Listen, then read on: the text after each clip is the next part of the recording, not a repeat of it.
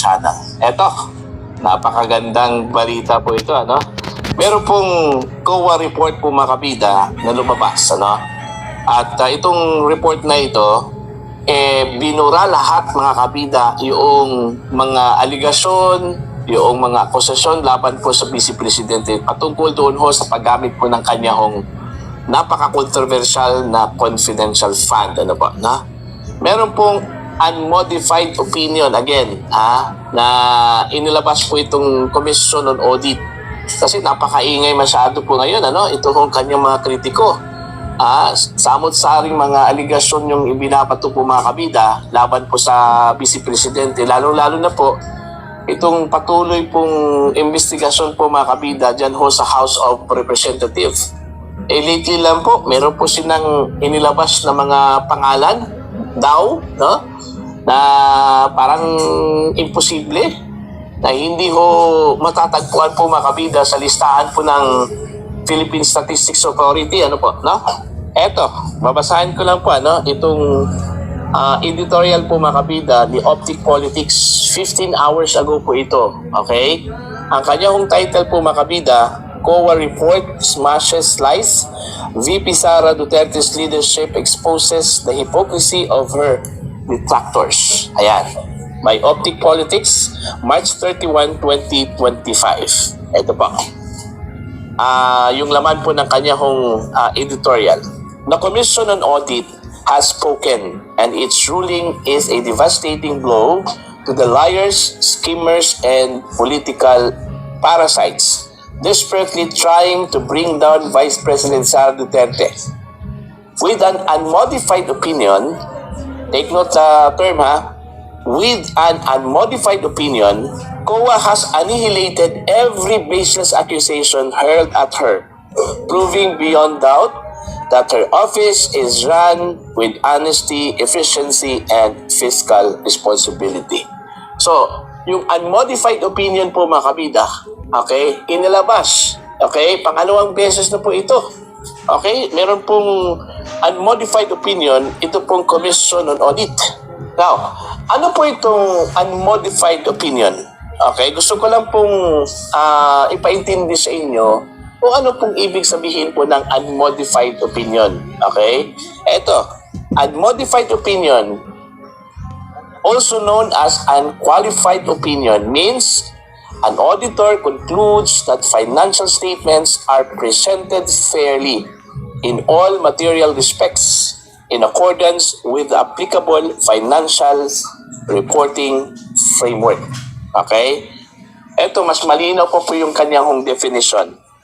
Unmodified opinion signifies that the auditor, after examining a company's financial statements, finds that they present an accurate and fair view of the state of affairs in all material respects according to the applicable financial reporting framework. Ayan, malinaw po yung kanyang definition po. So, sa madaling salita po mga kabida, wala pong anomalya yung iniimbestigahan po ng Commission on Audit na confidential fund po ng Vice President. Okay? So, balikan po natin itong editorial po ni Optic Politics. This is not just a report. It is a public execution of every slanderous attack that the opposition and the hypocrites within the Marcos Romualdez camp have shamelessly manufactured. Every so-called critic, every keyboard warrior, and every self-righteous politician who accused Sara Duterte of corruption must now crawl back into their holes, humiliated and exposed. Ayun. So, anong nangyari? Yung mga accusers ngayon ng Vice Presidente, napahiya. Diba? Napahiya. So, malinaw po mga kabida na lahat pong mga aligasyon, akusasyon, parang gawa-gawa lang po, Parang lang po, meron pong maibato, sa Vice Presidente. Eto, patuloy pa po tayo. A smashing victory for good governance. The COA audit did not just give the office of the Vice President a passing remark.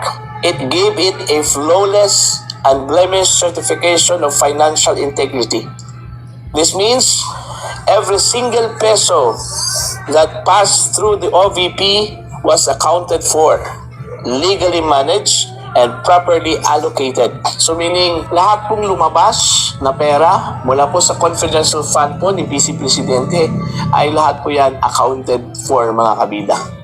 So, meron pong kanya-kanya hong ginastos, yung pera na yon. So, wala hong na sayang na pera, wala hong binulsa na pera. Okay, malinaw po dito ho sa unmodified opinion po ng Commission on Audit. Alright. It seems that unlike the snakes slithering in the halls of power, Sara Duterte does not steal, does not mismanage, does not betray the trust of the Filipino people. So malinaw po yun. Hindi po siya nagnakaw, hindi po niya na-mismanage yung kanyang confidential fund, at lalong-lalo na po, hindi po siya naging traitor sa lahat ng mga Pilipino. And yet, what did we hear from the shameless and brainless critics over the past months? Accusations of corruption, complaints about the OVP budget, nonsense about transparency. Well, guess what? The COA audit just took those lies, rolled them up, and shoved them straight down the throat of those who spread them. The cowards who can't stand Sara Duterte's strength. Eto, maganda po ito. Because she is everything they are not. While this week, double-dealing politicians kiss the feet of their foreign masters and beg for approval from the oligarch, so they attack her. They cannot outshine her, so they fabricate lies to drag her down. So ang lumabas po dito, napakalakas po ni Sara, no? Okay? Hindi ho nila kaya si Sara, mga kabida, kaya ang ginawa po nila, in order to pin her down, ito, gumagawa po sila ng mga istorya, gumagawa po sila ng mga aligasyon, laban po sa Vice Presidente, just to make her image, na masama po sa mata po ng publiko, This frail, spineless insects will never admit that their smear campaign just collapsed like a house of cards. They will pretend COA does not matter because they only respect government agencies when the report can be weaponized against their enemies. They scream transparency when attacking Duterte but turn blind, deaf, and mute when corruption stings in their own backyard. So kahit na po, mga kabida, na napakatalamak yung korupsyon sa sariling bakura nila, wala ho silang pakialam, parang blindfolded po sila dyan, Mas ang importante dito, yung kanila pong agenda, mga kabida, na mapin down po itong kanila pong kalaban, just like Vice President Sara Duterte, yun yung pinaka-importante doon,